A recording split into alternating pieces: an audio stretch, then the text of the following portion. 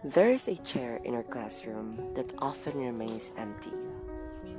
Not broken, not forgotten, just unoccupied. We used to think it was just a habit, a pattern, an excuse. But every absence has a reason, and sometimes that reason smells like smoke and survival. We used to think absent na pod, murag wala di siya ganahin mo eskwela ba? We thought the story was simple until we were proven wrong. In every classroom, attendance is a routine. Names are called, voices respond. Ma'am, present ko ma'am. Ma'am, andan ma'am, present. But when the name Jason Gupyo is called, silence often answers. At first, we barely noticed. And then we started counting days. Then we started asking, why is he always absent? Is he uninterested? Is he irresponsible? Or he is just being careless? Today, we stand not to judge, but to understand. In the quiet streets of Barangay Bunaan Don Salvador Lopez, there lived a young boy. At school, his seat often speaks volumes in silence. That seat belongs to our classmate, Jason Garcia Gupio, a working student who carries responsibilities beyond his years. His absences are not signs of neglect, but of a life that demands balance between school and work. Gop! Ay, may buntag, Gop. Ay, sa Diyan, sa Adri, diyan. sige, sige. Salamat. Isa ka sapatos? Ayaw, uy. Sige lang.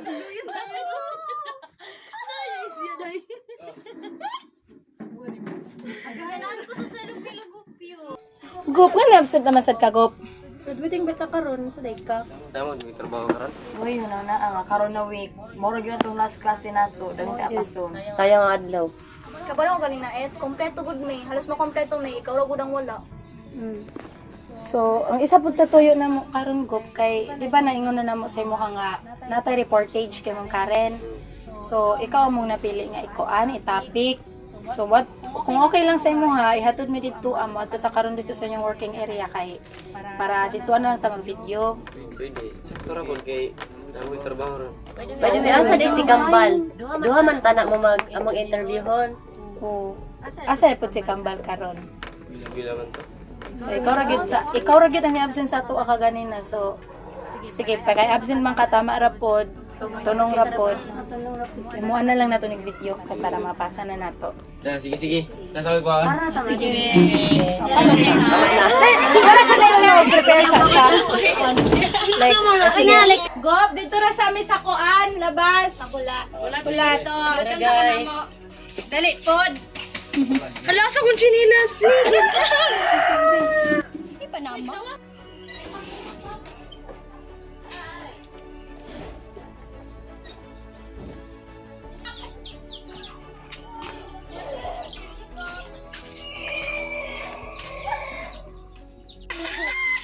Bahay ni Kuya. Tara na. Tara. Asa ka boy? Asa ka dapat pa doon? Trabaho niya. Ano to, Diego? Layo na, Dok. Nilipas yung mic. Oy, dili ta pwede magpangkuan. Layo, layo. Ano dapat niya agap? Layo. Dapat.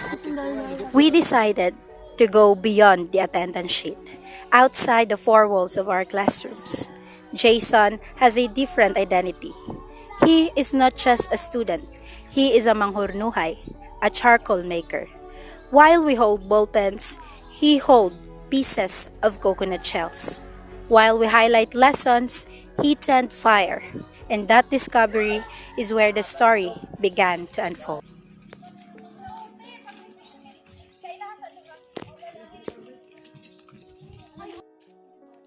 After hearing the words of our classmate Jason Gupio, we began to follow the next chapter of his day, the part that many of us rarely see, the part that begins when school responsibilities meet the demands of work.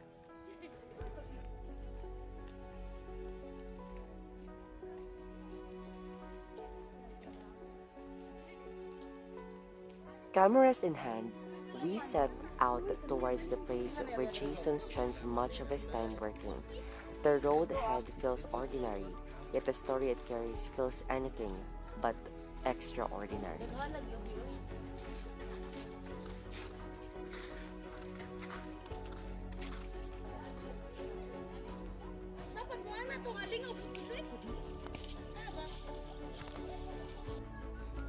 Along the way, the atmosphere among us remains lively. Some of our classmates laugh, others share jokes, and a few continue talking excitedly about the interview we just had. The sound of our conversations fills the air lighthearted, playful, and sometimes a little chaotic.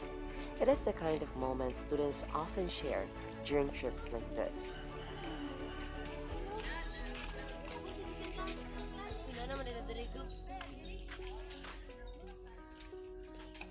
As we arrive, Jason walks ahead of us with a quiet familiarity, as if every step here is part of a routine he already knows by heart. For us, it is a place we are seeing for the first time, but for him, it is where responsibility begins. The moment we step in, his workmates notice our arrival. They greeted us warmly, smiles, friendly nods, and curious glances meeting our cameras and notebooks. Their voices carry a sense of hospitality that instantly eases the unfamiliar feeling of stepping into someone else's birthplace. Pwede matry. Baka gud ko. Kagkisa din ay kalubin ang dari agop. Diri sa akong angkol. Niya kan like kanus alang ka nagsugod aning pagurno. Ganay. Pila ka tuig? Kung mataon siya Mga ninyo. buwan siguro mga 2023. Pila piswel din ni Manay Gop kung magtrabaho ka. Kuan mo gud sa diri gud kining 4,000. Pag nakay sa kalibo makargada, nakay 700. Yan. Kung pila mo ka tao nagkargada sa kalibo, kung rin yung 700. Kasul man lagi hapon na ano.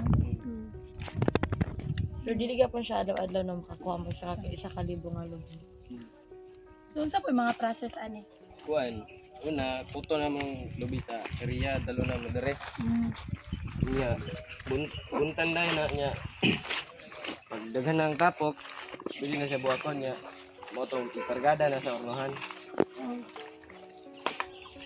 So, diri itong ginabot nila. Tapos, lang humanan lagi nagibunutan ang kuan, lubi. Oh, mo na siya nabuhak na sa kuan para ikargada na. Mga ning katang ibutang korno na para lutoon. Nga ginaon sa man nila pagbuak. Nasa like ka ng specific material. Sige na ipakita daw sa mo agot. Pwede niya mag-demonstrate sa mga kanisaon.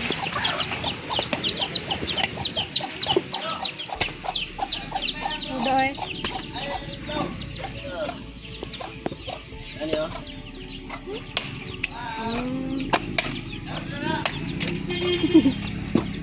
Wow! Gusto mo listing? May daw. Oh. Ako sunod. Ayun ka lang. Sige. Sige, bubuhat ka ng gamay na. How da, oy? Very difficult. Ano? Sa tini mo. Ano? Basa-basa na Ano mo ba? Tuda na ko. Lipot. Ano? Ay, kaya baka. Sige daw, Ling. Sige din. Pwede makano buha?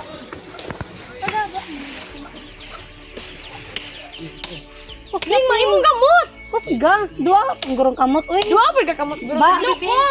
Try kag dua. Pila. Di ba na madiri sa mong kamot? Dili te. Ay, manggo. Kusga sa po. Paglay na lang. Din man guro na siya force ba? Tuyo ka. Oh. At toy ako. Tuyo ha? Ano ba siya force? Yes. Sana. Hala. Charol. Nakabaluan ito na. Halagop naman eh. naman to? Anong mali naman to? So far,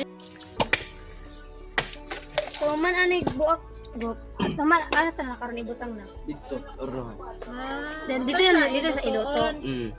Ako to na dito, isulod sa bukag.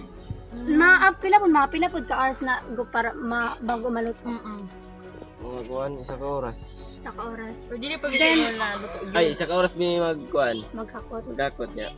Tag-upat ka oras ang kuan luto. Tapos kon buka nang siya luto na siya. Kanang namoy kanang exact date or schedule na inyo siya ipisar na sa kuan. Depende kay kung nanay pundo mga 5 mil niya, mag-ornog do ka ornohan. 5 mil. 15. Di mo na kuan, isar dahil niya para kuan, daghan ang makuan ba. Tanawa daw may dito agop sa hornon kung ginaon sa upag. Sige, tara. Luto.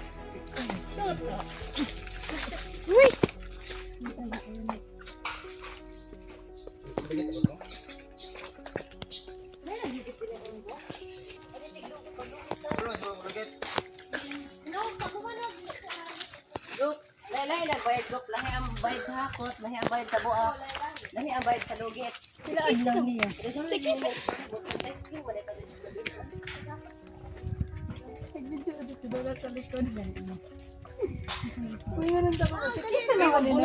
Wala nang sa Kuan me. nagpanay para sa yung luto mo ni ang proseso go para kanang nag-cancel naglugit katong pagluto na ang kuan lubay. Gani akong pasabot. Yo go punsaon na siya pagluto go. No, ikaw ka din sa kuan. Luto ulo ra. Dali abot ka og mga Bana. Dito ba ang planta? Mo ni sa kuan. Gani ang luto. Kaya ka ni balik ka pa ni Ano? Mo ni ang luto. Ako lugod ko mulugit, ako lugit. Mo na luto. Mo na Mo lugit na siya. Kanil luto nun ra. Siya pag man na isakin. Pag maluto na isakin.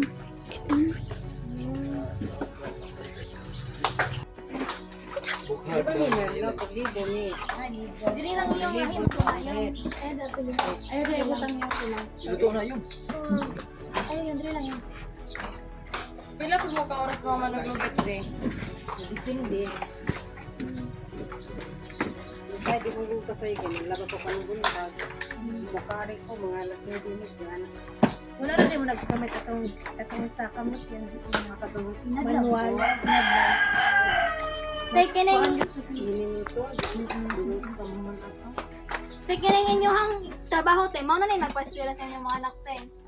Ibugro mo ko, dili ka dito ba ito planta. So, bali sideline. Wala sa kalita ka dila. Ikaw tig-sustain sa mga. Ikaw tig-sustain sa mga eskwela. Kuan lang. Pero tigtabang-tabang. Mo ni ang tita ni mo ani sa padulong sa sustain sa mga eskwela. Mo de sa kala. Ilay ninyo ang ilaw. Ang luto.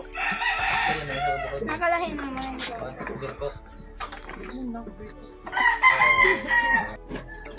Kira ka dakon.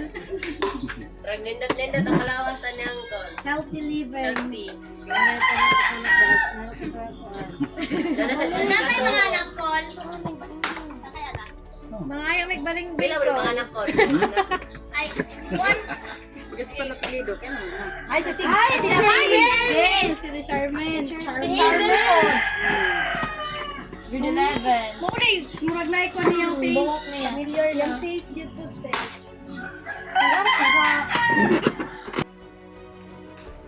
The work of Manghurnuhay is not gentle. It begins before daylight. Heavy coconut trunks must be lifted and arranged. It must be monitored constantly. If the fire turns or grow too strong, the whole coconut turns to ashes. And if the fire weakens, the wood or the coconut is useless. The body absorbs heat. The lungs inhale smoke. The skin darkens with soot. This is not a part-time convenience. This is a survival labor. And sometimes it overlaps school hours. Being a working student sounds admirable, but in reality, it is exhausting. Imagine studying after hours of physical labor, reviewing notes while your muscles ache. Imagine staying awake in class while staying awake beside in a charcoal pit. Jason does not skip school because he wants to. He misses school because the responsibility does not adjust to class schedules. When poverty speaks, it does not whisper, it demands. Grabe, oy. Lisod na gid maging working student, no? Dili lalim. Lisod di ba yung mga trabaho niya? Kapoy ra ba? Lisod pa ba yan mag-balance ka? Nya possible pud baya nga mga samad mo ana no. Sakit pud na baya mo. Pila ra income. So, para dako ang income kailangan jud daghan mo. Naman ka din na. Sayon ra mo pag ingon nga ay sayon ra man na. Pero karon lang ginasingan na to. Salamat. Dito sa pusin. Salamat. Silyo ba?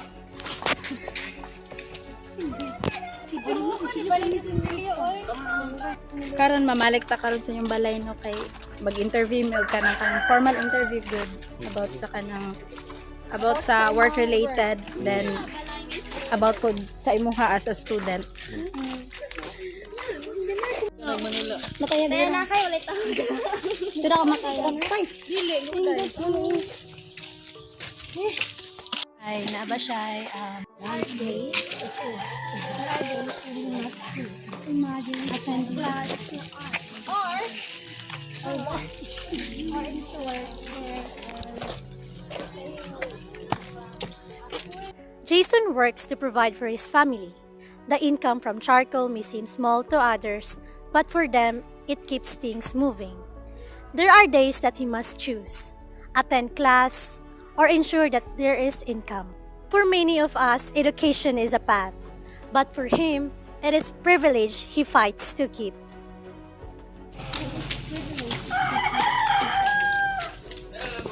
Adra na lang. Pero kay hayag. Aw. Hindi naman day ni Dioy. Malakay na ka?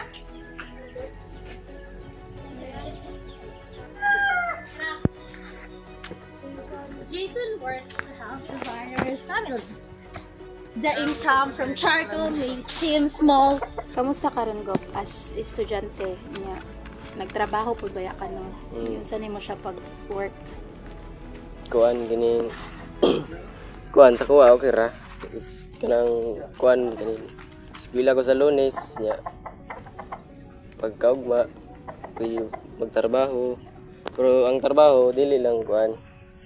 Tag duha ka adlaw pwede ra man isa. Depende lang sa imo kung matrabaho ka. Unsay mga kaning pangandoy nimo go? Oh. Kung pandoy.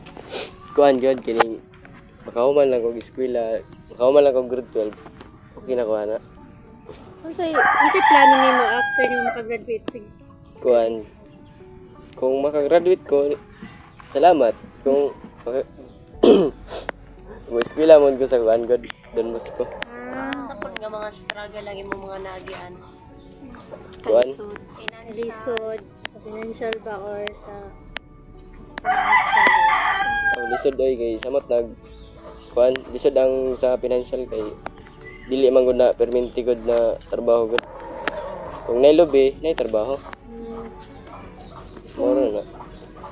unsay mo itang tumulay lubi? Kuan lang mag tambay lang ya. Magulat na lang ka kung ang kwarta na moduol sa imo. Para sanang nakadali sa inyong balay niya. Adtuon lang ka niya. Naipatrabaho. So, maliban day aning paghorno na po day kailan mga part-time, Oh. Sideline. Oh. sideline. Para sanang mag-drive niya, na magpakarga og ilang mga kuan para sa mais. Dilang day lubi di.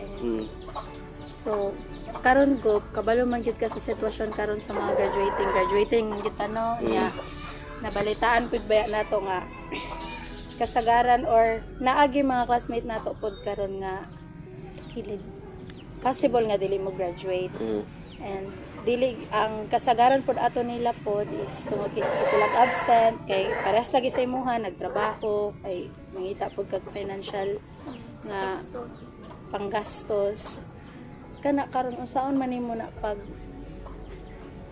kanang maintain sa imong grado unsaon nimo pagtabang sa imong sarili kay para ma-sure nga dili gud ka maapil atong mga kandidato nato sa Gani. grade 12. Kana baya pud ang lisod karon. So unsaon nimo na siya karon? Karon na ba gyud na week mo na gining last gyud nato. Kung ano lang, balansyon na lang ng kuan. Dili na lang si absent niya. Sabado Domingo, pwede na lang, diya na lang ang kung ano na trabaho.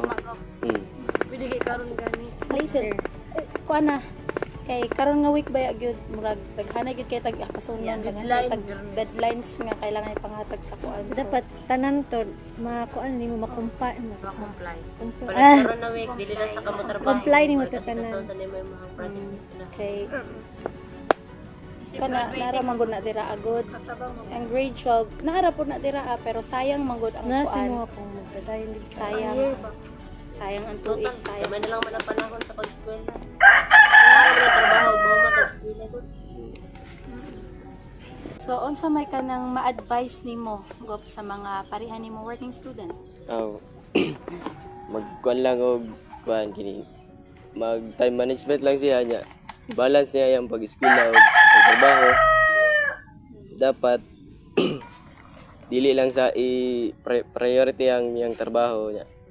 Mag-focus lang sa pag-eskwela. Asa naman ang trabaho. Asa ra man ang trabaho kung makahuman. Okay, asa ra man gud ang trabaho. Ang trabaho nara man na dira makita na nato na anytime pag mangita tag trabaho pero ang edukasyon sayang kung laktawan. Sayang kung pares karon grade 12 na ka nya undangan nimo karon nga hapit na pila na lang ka semana. So focus na lang sa kita sa ato ang eskwela. So salamat kaayo. Paghatag nimo time sa amo. The chair may be empty today, but the story behind it is full of fire, full of sacrifice, and full of hope. And when Jason walks back into his classroom, he does not just bring himself. He brings proof that even through smoke, dreams can still rise.